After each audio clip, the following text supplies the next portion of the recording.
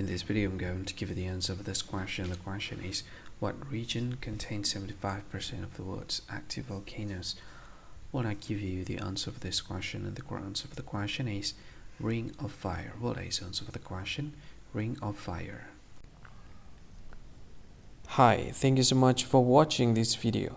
If you find this video is very useful, you can help this channel to grow by subscribing this channel. Click this subscribe button and don't forget to like this video. And if you find this video is not really good, or you don't really like this video, or you kind of feel that it's a little bit offensive or something like that, you can click this one, dislike button. You can do that anyway. And if you want to share this video with your friend, you can share it by clicking this share button, and you can share it to any social media that you wish that is currently available at this time, like Facebook, Twitter, LinkedIn, and many others. Right?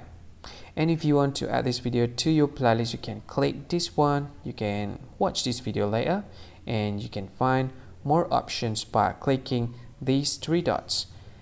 And yeah, don't forget to subscribe. I think that's all of it. Thank you so much for watching this video, and see you again in another video.